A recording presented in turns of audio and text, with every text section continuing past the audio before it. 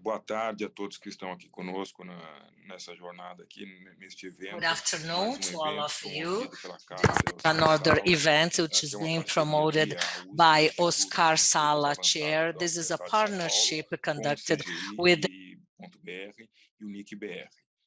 Essa cátedra é uma cátedra que tem por objetivo tratar das questões que envolvem tecnologia e sociedade. the TGI.br. Today we have a distinguished guest here, which is widely recognized, who is Professor Franco Pasquale. Professor Virgílio Almeida, who is the chair at the University of São Paulo, will introduce him. He'll talk about the rights of the holders of personal data. We all know that legislations that deal with that subject, it dates for quite a while. The first one that I got in touch was the French law of freedom and technology dating back from 1978. So 50 years ago, people were talking about laws like that.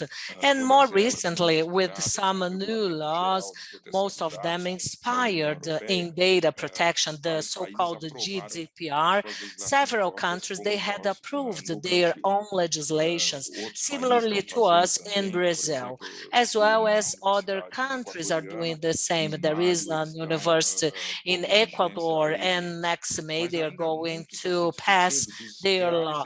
But much is being said about the real effects of the law and how the society will empower and have the ownership and use of such a law. And the question is, at what extent will the legislation be able to guarantee some sort of privacy? And if so, what kind of privacy are we going to get living in a digital world?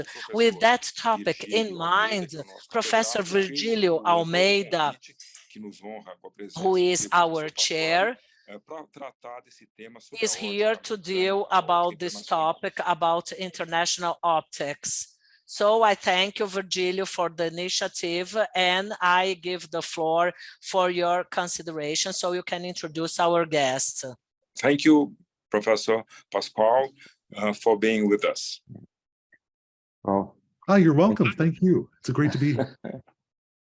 Thank you, Luis Fernando, and it's an honor to have Professor Pasquale here with us. We are delighted with his presence here, and Professor Pasquale is a professor at the Brooklyn Law School. He is an expert also in artificial intelligence, algorithms, and law, and he is the author of a long list of influential articles and books. I would like to cite two of his books that are very important in global terms. One is The Black Box Society, The Secret of Algorithms, the secretive algorithms behind money and information. And his most recent book is New Laws of Robotics, Defending Human Expertise in the Age of AI. So it's really a pleasure and a privilege to have you here, and we are looking forward to hearing your lecture. Thank you. Thank you so much, Professor Almeida and others, distinguished guests at this fantastic gathering. I'm really very happy to have the opportunity to address those at the University of Sao Paulo, and I will just begin with my slides because I think they give a good sense of the arguments and can also help ground the translation and other aspects of it. So let me open those up. I'll share my screen. Let's see. There we go. Great. And I'll start the show. Great. So this is a talk that's about the value of data protection law. I think a lot of people have thought deeply about what data protection law should look like, how far it should go to protect individuals, to protect their data. And I think that's very important work. And I'm going to try to give you an account of why data protection law matters, particularly from the angle of information access rights. I was recently reading a book by Amy Gajda called Hide and Seek about the history of privacy in the US. It talks about how much data corporations have about people. It's really quite remarkable, the amount of data that is kept on individuals. And I think that because there's so much data out there, we should have opportunities to understand what data is held about us at companies. So I'll discuss why that's important and how policymakers can recognize its importance. I want to start with the issue of why is so much data being kept about individuals, right? And so I like to characterize this as big data's promise and peril for evaluating persons. And the promise is, I think one positive reason for having so much data accumulated by corporations about persons is that it could offer more chances for a person to demonstrate their merit or their desert, right? Why they deserve something. Someone who's denied a loan, denied housing, etc., on the basis of rules might now say, look at thousands of data points about me.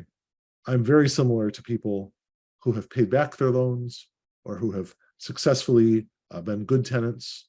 And you should allow me to have the opportunity I was denied, right? This is because unusual data sources are said to expand the scope of evaluation. The classic example of this would be with microlending, right? A lot of groups were very excited about microlending because in places where there's very little information about people, about their payment history or how well they've paid back their debts, there is still a lot of data about how they use their cell phone, what apps they have on their phone, when they use the apps, what they write in the apps, right? And the promise for some forms of microlending and algorithmic lending was that you could use this data to pick people who are particularly good, particularly likely to pay back their debts, right? And I think that essentially when data results from older and smaller data sets, when the older, smaller data sets result in discrimination, big data may be more inclusive, right? If we worry that there's a set of data out there that are not including people, and we think we can use data, more data to include them, this is one way that AI is promising to evaluate persons better. And you can look at a book like Orly Lobel's book, The Equality Machine, other books in that vein, really push the idea of data as being key to opportunity. But on the right-hand side of the slide, you see the problems with big data and AI in evaluating persons, whether it's evaluating them for a loan, for being able to open a business, getting education opportunity, getting housing, etc. The first problem is that the big data used by firms for their AI is often cheap. And because it's cheap, it tends to contain lots of inaccuracies, right? And this is one of the problems driving ChatGPT discussion now, is that when you look at the type of data being used, it's very unclear exactly what data is being used because the firms are a black box, as I both noted and predicted in my 2015 book, Black Box Society. But also it's a problem because the free data may be much worse than expensive data, but because it's free and it has some signaling value, it's used, right? And just to give a really practical example of this with something that's in the news, think for instance about medical advice offered by ChatGPT, if it's the case that it only scrapes the open internet and it cannot access costly databases, paywalled databases that have peer-reviewed medical research, right? That's a real worry. right? And I mean, the chair of OpenAI, I believe, said at one point that it could be used to provide medical advice. But the problem is that if it's just in an ongoing way scraping the open web, the first problem is that there's lots of very bad advice on the web, lots of biased advice, etc.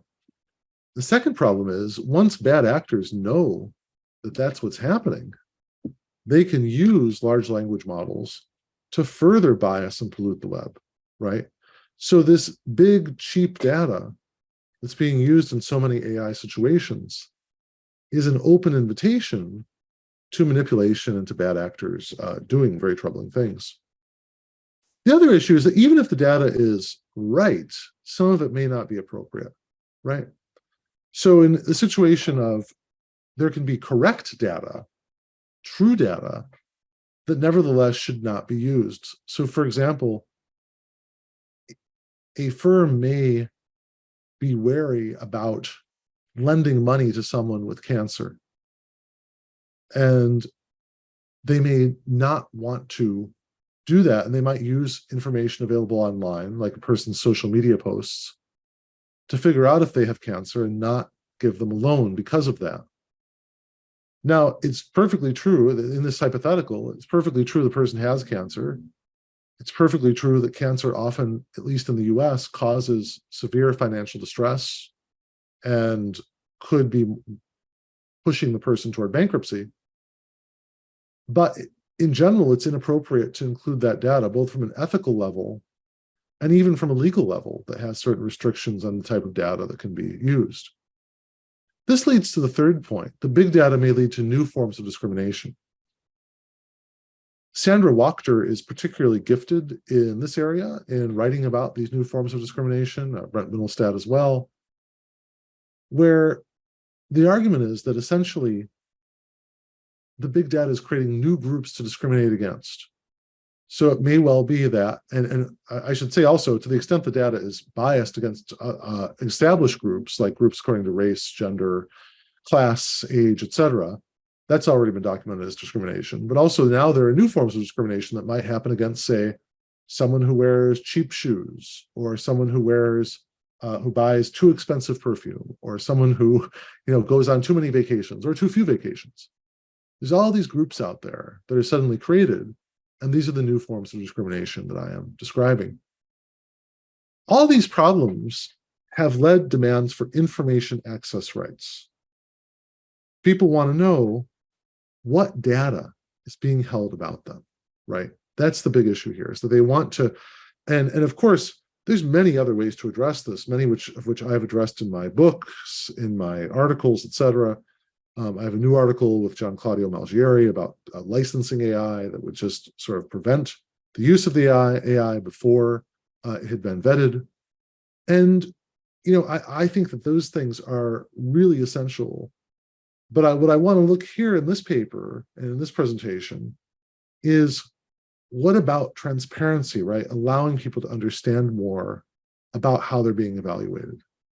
And I think this type of transparency is really important because it helps people understand the stakes when data collection occurs. It could help people identify the inaccurate data that's out there about them. And it could help shine a spotlight on the inappropriate data, so we would learn how data is being used. So the aims of my presentation are twofold. Substantively, I want to avoid premature narrowing of the meaning of information access via broad rules. I really worry about this because there's a lot of new rules around the world, relatively new rules like the GDPR, the CCPA in California. I know that there are debates going on in Brazil now over platform regulation and over enforcement and clarification of privacy laws.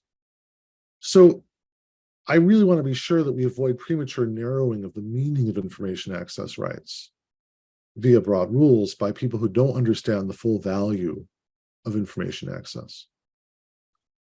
The second angle is methodological, right? Methodologically, what I'm going to try to introduce today is the idea of false formality in policy evaluation developed by Amy Sinden, because this false formality leads us to not recognize the full range of benefits from data protection and from privacy, and not to recognize how valuable this data is.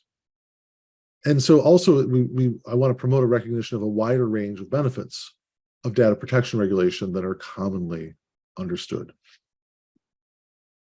So this is a three-layered project, right? If you've studied administrative law, you might have heard Tom Ginsburg's characterization of administrative law as the regulation of regulation, right? There are agencies that regulate, and then the courts regulate how the agencies regulate. And so that's sort of like a meta move, right? This project's aim, and I apologize to the translator for this is very complicated, but the bottom line of what I'm trying to do today is to improve how we evaluate the regulation of evaluations of persons informed by personal data, often by corporations, right? So to reverse that again, corporations are evaluating persons. That's one level. Government is regulating how the corporations are evaluating persons. That's the second level. Simultaneously, the legislature, the ultimate legal authorities in states, are looking at how that government regulation of corporate evaluation is being done. And they're trying to say, we're going to expand it, we're going to contract it, et cetera, right? And it's at that third level that I want to pitch most of this talk, but I will give some background on the nature of the regulation, this part 3 that's going on right now. So the case studies here, I think, are very interesting to look at in terms of information access rights. And I apologize that I'm a little America-centric, Eurocentric here, but I've studied, these are the areas I've studied, and I think it's best to focus on them. In the US, there's the Fair Credit Reporting Act, and these are like several different laws. And the Fair Credit Reporting Act goes back to 1970 and actually requires consumer reporting agencies to give information to the people they compile data about. So there's a company compiling data about a data subject. When the data subject says to the company, there's 3 layers. There's a company compiling data about a data subject. Then above them, there's this consumer reporting agency. And when a company sends data to the consumer reporting agency, the data subject can go to the consumer reporting agency and say, I want to see this data, right? I want to see what they have, what the file you compiled about me. Now, unfortunately, you can easily get around that if you directly evaluate someone rather than going through a consumer reporting agency. However, the Equal Credit Opportunity Act requires that if any financial entity makes an adverse determination, a negative determination about someone, they have to give that person the data, or they have to show them the data that the FCRA requires them showing the data. Equal Credit Opportunity Act requires that there be some explanation as to how that happened, right? So you have some basic rights of information access with the Fair Credit Reporting Act, and you have some basic rights of explanation in the Equal Credit Opportunity Act, okay? Now, there are lots of problems with these 2 federal laws. These 2 federal laws are, one's over 50 years old, the other's about 50 years old. So it's like half a century ago the US passed these. They're not really doing a very good job of requiring explanation, in part because the explanation that is allowed under the Credit Opportunity Act can be so bare. It can be something like, well, we lowered your credit score, or we denied you credit. That's the latter is the more important one. We denied you credit, we charged you to a higher rate because you had too many credit cards. A very similar person might be told we denied you credit because you had too few credit cards, right? So these are mere reason codes. They're not real reasons. They're just coded simulacra, simulations of reasons. And this simulation, I think, is a real problem of reason. Now, we have a chance in the US to do this better thanks to the California Consumer Privacy Act and the California Privacy Rights Act. These laws only cover California, but they could lead to much broader protections because sometimes US corporations just decide that it's too expensive to try to deal with many different state laws, and they'll just deal with the California law, right? And so they'll just adopt to it. And what the CCPA does and the California Privacy Rights Act do is they have some pretty robust requirements for getting access to the data that corporations have about you and for understanding how it's used. I'll get to that in the next slide. The European approach to information access rights, of course, comes out of the Data Protection Directive. Well, I guess to go way back in time, to cite the work of Jeff Osloos, his historical work, goes back to the 1970s in some places, is codified for all of Europe in the form of the Data Protection Directive, but of course that has to be adopted state by state or jurisdiction by jurisdiction in the EU. And then, of course, in 1998, you get the GDPR. The Articles 13, 14, and 15 have certain rights triggered by the collection of data. There are also certain rights triggered by the automated processing of data, most important for our purposes, Article 22, with respect to what's sometimes called the right to be a right to explanation. And all of these things are are being litigated now in terms of the breadth of the rights triggered by the collection of data, and particularly the rights triggered by the automated processing of data. I don't want to get too deeply into the European material right now because I think for purposes of this talk and my purposes here, California will do, okay? So here's the California access rights, essentially guaranteed via the CCPA and the CPRA, passed in 2018 by the legislature, in 2020 by the people as a whole in a referendum.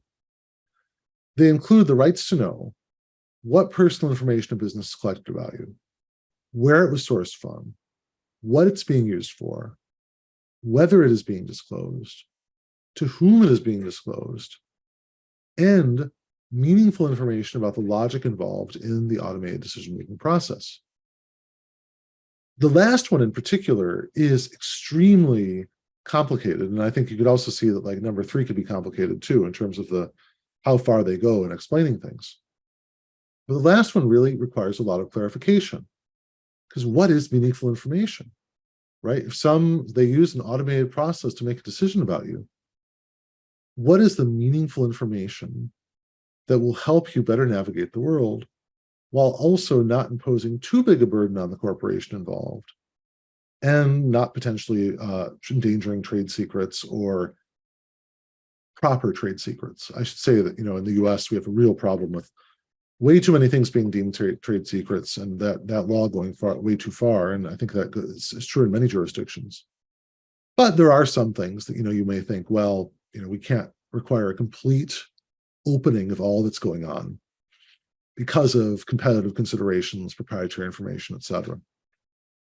Now, here's a stylized version of algorithmic scoring, because I feel like the debate over this stuff, these rights to know and the meaningful information about logic involved, this debate often gets very abstract very quickly, okay? And I'm going to just move to this one slide. Sorry, my eye is a little dry, so let me just put a little eye drop in.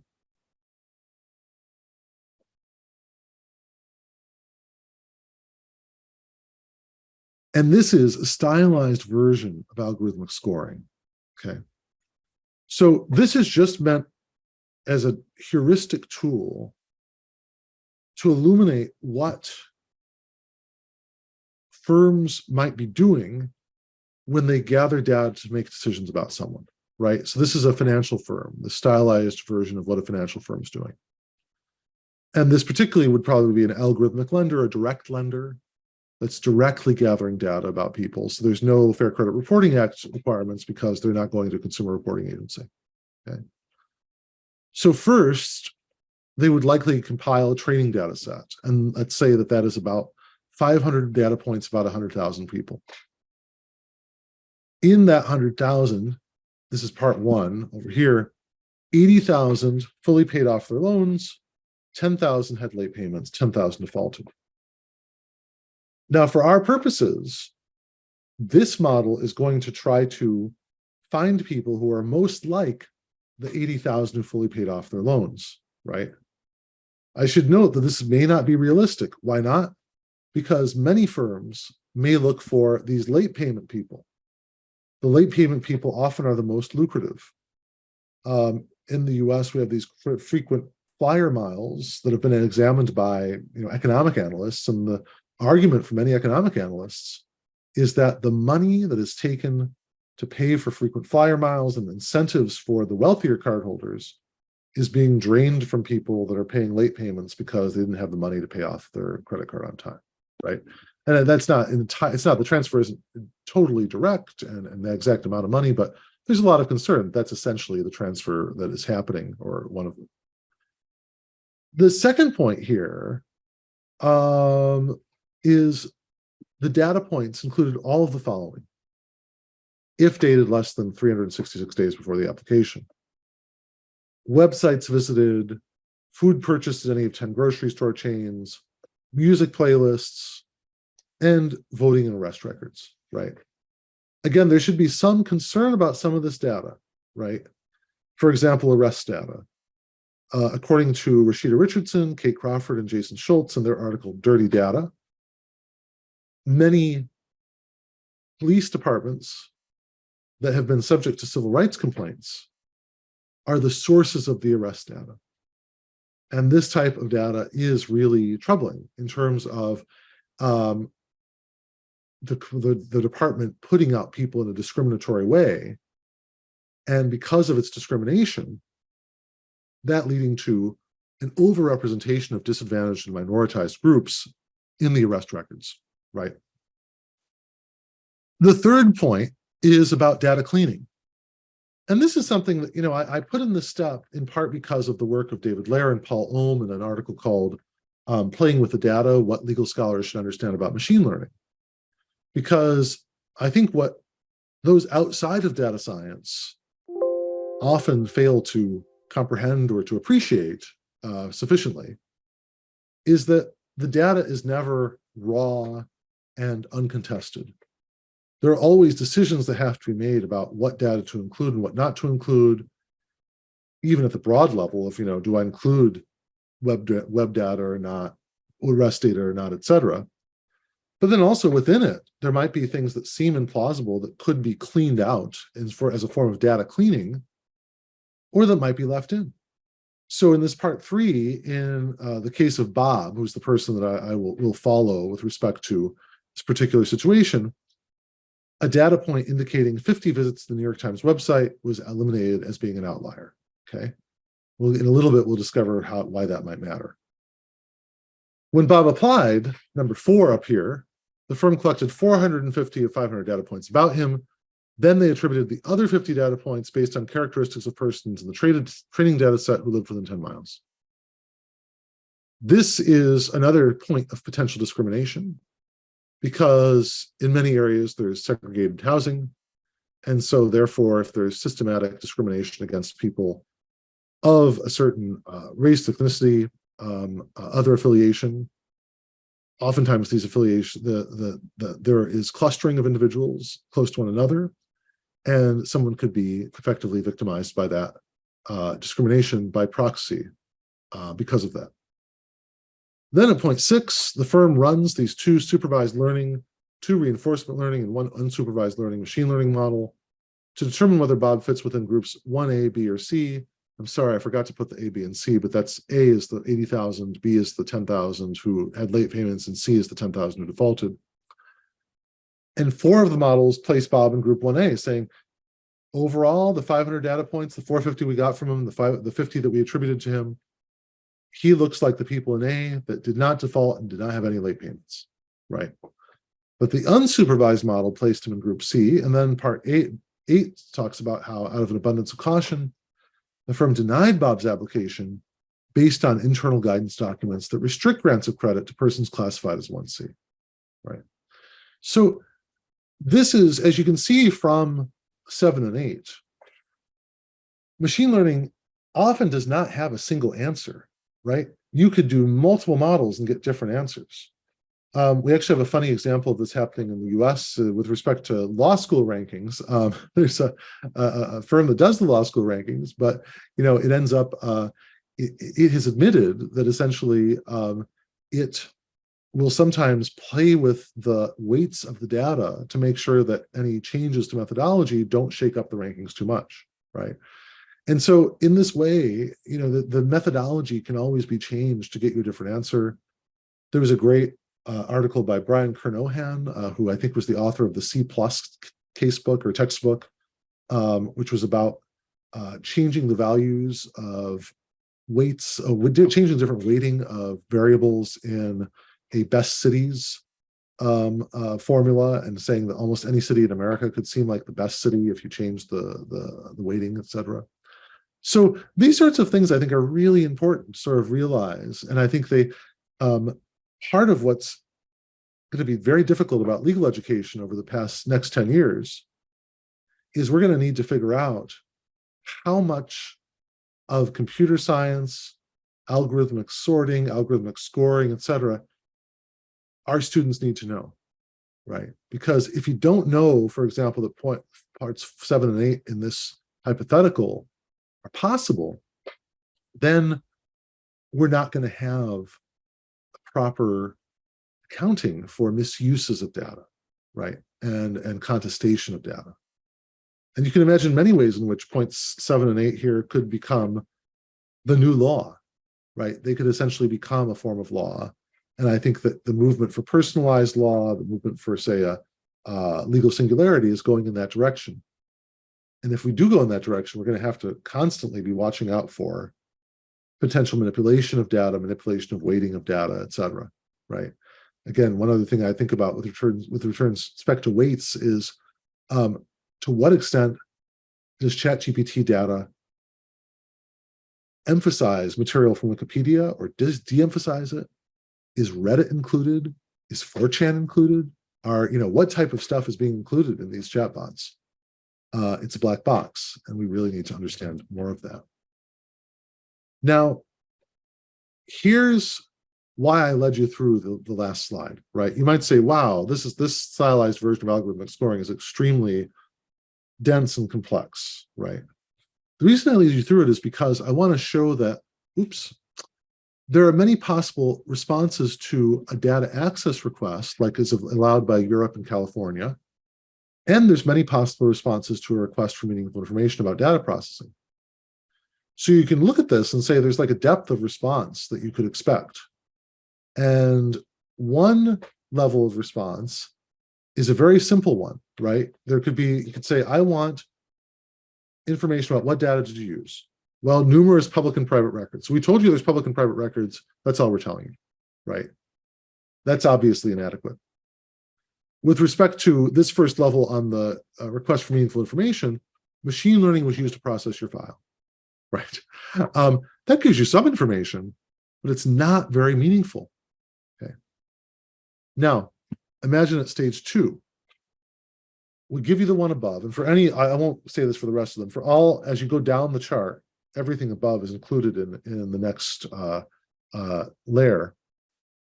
We give you the first, plus we give you a broad description of the types of records consulted, websites visited, music playlists, food purchases, etc.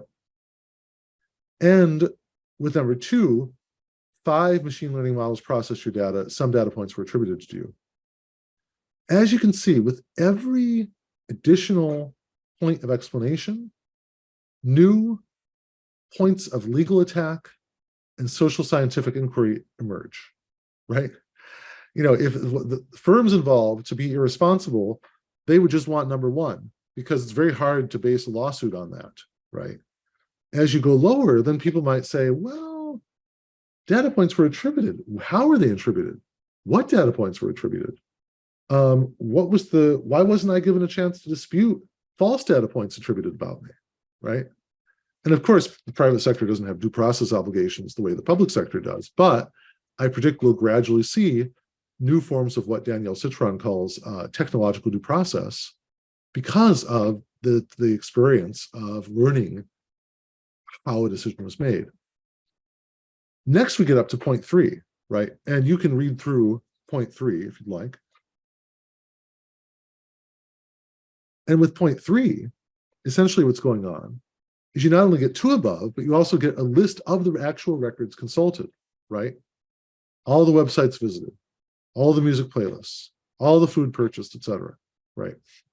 At that point, again, someone might say, well, I didn't actually purchase that food. I didn't actually listen to those things. Or they might say, arrest data is really biased, and we're going to give a we're going to complain to authorities about your use of arrest data, right? That has a disparate impact on minoritized groups. And similarly, with respect to the third layer of the request for meaningful information about data processing, as we learn more about the different models, right? At level 2, we only know that 5 machine learning models process data about you. At level 3, we know that 4 of them said you were fine and 1 said knocked you out. This again should really lead to more consideration and inquiry about what exactly is the nature of the decision that led to the stigmatization, that led to the denial of credit, right? And then finally, at the final level, and I'm sure you can think of more things you might want to know at any of these levels. At the final level, you get the source of the data, and you learn about the cleaning processes that got rid of outliers. Why does that matter? Well, then we need to know with the right of explanation. And level 4, what I really am trying to do here is to show that how the scope of your data access request will sometimes be dependent on the scope of the meaningful information you get about data processing and vice versa. Because as you see in the explanation, the full explanation here, it's given. You've been denied credit in part because you'd visited too many websites classed as unserious and didn't visit enough serious websites. Well, you learned from this that the cleaning processes were used to eliminate outliers. And if they fully learn everything that's going on, they'll learn from the last slide. Oops, let's see if I can get to the last slide. That the New York Times website was the one that was cleaned out of this one data point.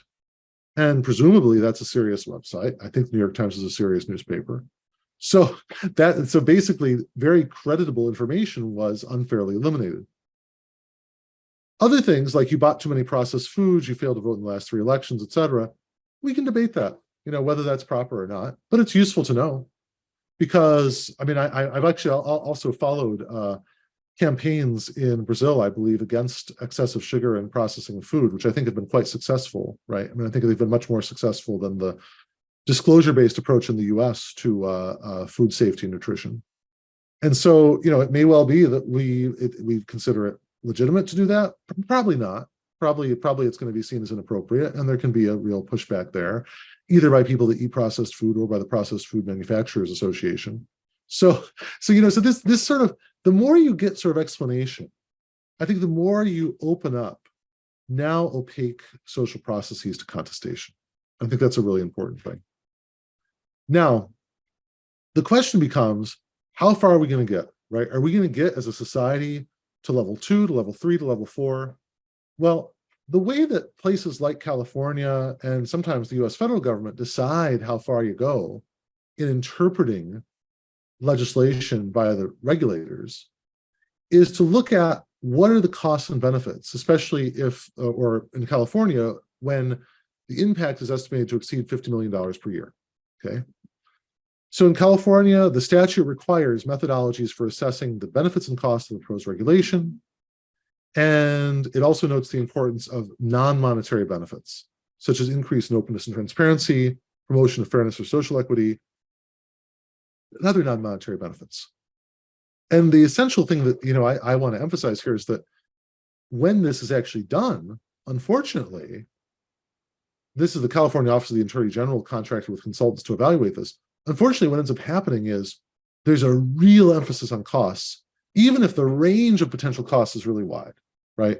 And I don't want to go through the whole math of this slide, but what I want to basically say is that, they spent a long time in evaluating certain, the incremental impact of additional technology and operational costs from certain regulations that would implement the CCPA. And there was an estimate that said basically, well, it could cost $15 million if only the largest firms are implementing it. But it could also cost $547 million if almost all firms are implementing it, or 75% of firms are implementing it, right? So there's probably about, 800,000 firms in California. There's 15,000 very large ones. The bottom 570,000 is, or the 75% of them are 570,000 of them. And so you might say as a policymaker, this is not very valuable to me, knowing the cost will be somewhere between $15 and $547 million. But this is where the intellectual energy is going right now. Where it's not going is toward thinking about benefits. So in the report that I analyzed, there was nothing on the benefits of establishing these systems for businesses and service providers to respond to consumer requests for their data. And with respect to record-keeping requirements for the firms that have 4 million residents' information, the report just says, well, there's a benefit that is increased transparency. They can access, delete, and opt out of data, et cetera, right? But page number-wise, there's very little attention to that. And in 2021, there was an invitation for preliminary comments on all of the issues that I just went over in my chart about the levels of explanation, levels of data access, et cetera. So we have to ask, what would a standardized regulatory impact assessment, an SRIA, that truly follows the statute and rational methods of policy evaluation consider when it considers the benefits of data protection, right? Not just the cost, but the benefits. Well, I think that part of what we have to look at in the thinking about the benefits of data protection are the disutilities of opacity, the pain or problems caused by opaque data collection. Daniel Keats-Citron and Daniel Solov have written about risk and anxiety, right? There's power imbalances that can be caused because, for example, with gig work, if Uber has all the information and the drivers have no information or very little, if they can't access the information, they can't organize effectively. Also, Mike Simkovic and Firth have looked at information costs imposed by complex business practices. So if you get a terms of service that's 50 pages long, and the firm says, yeah, read that, and then decide whether to click. What Simkovic and Firth say is that that is a cost to society, almost like pollution, because it's a cost of you're having to read for hours on end to understand your legal rights, and that we should tax it, right? And I think one version of a tax is to essentially make it more expensive to use these information-intensive, data-intensive business processes by, for example, requiring instant data access, wide data access, and explanations that are quite detailed. There's also social benefits, right? Arbel and Shapira talk about the nudnik. The nudnik is a Yiddish term for someone who passionately wants to expose wrongdoing. Imagine someone who's wrongfully charged $30 by an airline and then spends 300 hours calling the airline, complaining to consumer protection authorities, complaining to the Federal Aviation Administration, going online, creating a website, et cetera, right? Now, that person might seem irrational, right? They've lost $30, but they're spending 300 hours to combat this, right? But they do a public service, right? The firm, if the airline knows that no one is going to challenge it for wrongfully charging you $30, they're going to just keep doing it. And so what Arbel and Shapira show us is that these nudniks, even if very few people use your data access rights, even if very few people use the right to explanation, the few motivated people who do can really make a difference, right? The Dexia Bank case is another example of redressing wrongs, right? There can also be an empowerment of civil society via a group called Worker Info Exchange, which tried to do this via the gig economy, helping gig economy workers understand their data and organize accordingly, and building information infrastructure. OpenSchufa has been doing that in Germany with respect to credit scoring there, using in part some of this data access material or laws and regulations. So fortunately, in the US at least, there is a broader rethinking of policy evaluation of cost-benefit analysis. President Biden, on his first day in office, ordered the director of the Office of Management and Budget to ensure that reviews reflect new developments in our understanding and fully account for regulatory benefits that are difficult or impossible to quantify. And one thing I'd love to talk about in the Q&A is whether cost-benefit analysis has a role in Brazil or whether it's disfavored, because I'm trying to learn internationally where it has made an impact and where not. What are the alternatives, right? Well, we can move beyond, I think, informal cost-benefit analysis by pushing informal cost-benefit analysis, right? Rather than trying to monetize all costs and benefits, we could do a qualitative description of costs and benefits and a qualitative description that's lengthy, and that we'll look at all of the examples I give on this slide of social benefits and individual benefits and much more, right? Rather than just saying, well, there could be more transparency if you get rights to your access, access to your data and an explanation of how it was used. There's a lot more going on there, right? I think it's also possible we could do scenario analyses where we could say, let's have a narrative account of what happens in society if we have a lot of explanation, a lot of data access for individuals versus no data access and very little explanation or very little data access. This is particularly useful to identify improbable but highly impactful possibilities and unexpected consequences. Okay. So in summary, data-informed evaluation of persons is advancing, and there's lots of ill effects, right? And I think we can maintain a lot of the good effects while trying to get rid of the ill effects via data access and explanation requirements and other forms of regulation. We are at the beginning of a long global regulatory project to clarify individuals' rights to know how the data collected about them was collected, to know the data itself, and to understand how it is processed. And finally, in our evaluation of this regulation, it's time to move beyond false formality of all monetized costs and benefits to informal cost-benefit analysis or scenario analysis to better understand where this law is taking us and how far it should go. So with that, I will end my presentation, stop my share, and I look forward to the discussion. Thanks so much for inviting me.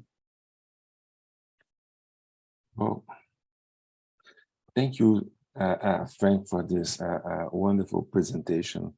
I think that the topic is really important, and I think that you raised questions that maybe we are not still there in terms of raising those questions. You know, the data protection law in Brazil, the protection of personal data, was approved in 2018. And the implementation of the Data Protection National Authority began three years ago. And I'm not aware if they are doing some kind of cost-benefit analysis in Brazil, but I will try to get that information later and send it to you for your survey, for your global survey on those things. So I think that's time to open to questions from the audience. Let me see here. I have a question, but let me first open to the audience. Professor Ari, Luis Fernando, do you guys have a question? Let me see here. So I have one question here. I think Luis is closer to the subject. Maybe he has a subject. Yeah. He has a question. Yeah, I have a question here to ask you. I think that was proposed by Magali. What are the main obstacles to implementing the initiatives that you are proposing in the US? You don't know about the current Brazilian situation, but in the US, what are the main difficulties to implement those initiatives? Thank you, and thanks very much for offering to send some information on cost-benefit analysis and privacy in Brazil, because I think I would love to see that, and I would, and I'm happy to send my paper as well, or the draft I have. I believe that essentially the main obstacles to this are a lack of regulatory capacity. There's a lot of, I mean, the regulators are often really understaffed, and I feel like this type of the type of, you can see sort of in my chart, I've given an example in what the levels would be of explanation, but to frame those levels in an abstract way would be really hard. I think it'd be a very hard thing to do. And I'm going to try to work on that this summer. But I think that, you know, it's something I'd love to have a team of 10 people to work with me on this, because and have some computer science folks and other folks to work on it, right? Because, and then the irony is that, you know, the big companies probably have 100 people trying to develop the most innocuous, you know, not very helpful interpretation possible, and make that seem like the obvious one. And to research this, I actually read dozens of comments that were submitted to the California agency. I mean, each of these is like, you know, 10 to 50 pages long. And a lot of them submitted by firms were very, I thought, trying to advance the most restrictive, narrowest definition possible. So I think that, we've got to take the time to do this well. And part of it might involve taxing data-intensive firms so that the regulators have enough resources to hire people with expertise to really clarify exactly what levels of transparency are required. So yeah. Just a quick comment. I think that in Brazil, we have the same problem that you mentioned. The national, the data protection authority is understaffed, and they need more people and with appropriate skills for that. And that's a big problem. And also it's a big problem because there are plans to move towards the what is called the data oriented economy, and to make data from government and from state available to people. But we need also to analyze those alternatives for data protection or for access rights. So, but I think that's a really important point for our situation in Brazil. Maybe Great. Luis has a question. Yes.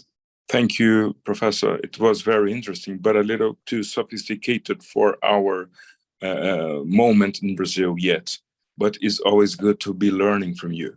One very generic or general question: how do you think? How do you see the common sense or the civil culture about privacy and data protection in the U.S.?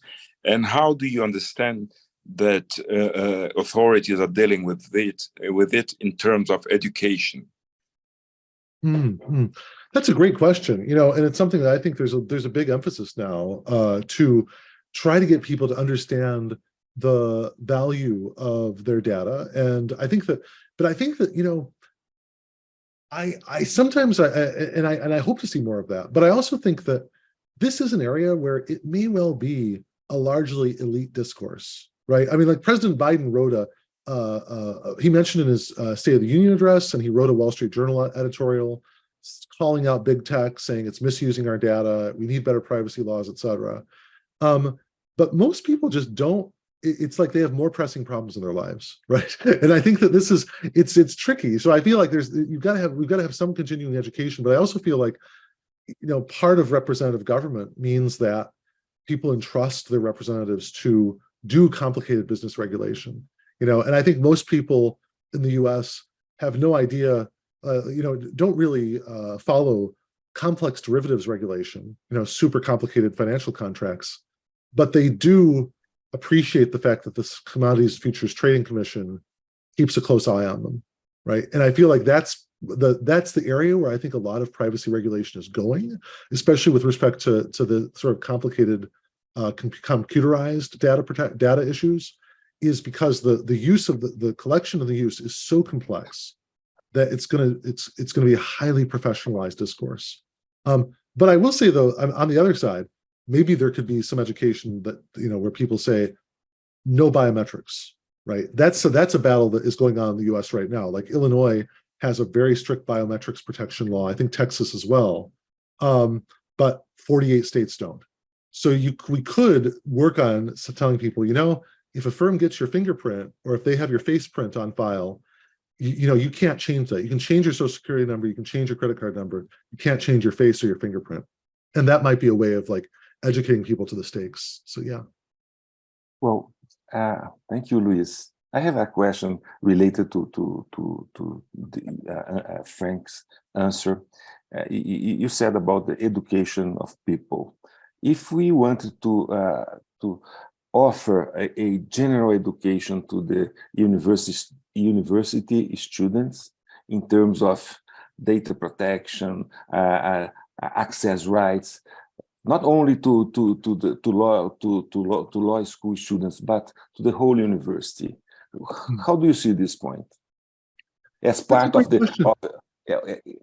of an initiative to decrease the illiteracy in technology, in digital technology, and things like that. That's a great question. I really like that question, and I think I will have to consult the Electronic Privacy Information Center about this issue, because I feel like there are some people working in civil society that are trying to get that across. But, I have seen, there was an American Civil Liberties Union, the ACLU, did a video called Scary Pizza. And I think the Scary Pizza video was super helpful, because it's just like a 3-minute video, and it shows like someone just ordering a pizza and all the problems that could happen out of the data collection there. So I think that would be helpful. I mean, I think chapter 2 of my Black Box book has some really scary examples of people being, mistreated. Yeah. I also think like the Amy Gajda book, The Private Hide and Seek, has lots of examples, people being, very bad uses of data. But I will think about that, but I think videos, TikToks, those are the answer, right? I don't know how common TikTok versus Instagram, et cetera, is. No, it's very common here. It's very popular. Yeah. I think that, if I were trying to educate people about it, I mean, I would just try to say, like, let's find an influencer, let's have them do like a series of 10 that shows really bizarre things and gives people some practical advice on how to combat it. And then also a political stance that says, hey, this party cares, right? This party cares, this politician cares, support them because they've shown that they care about this issue. So, yeah. Yeah, that's great.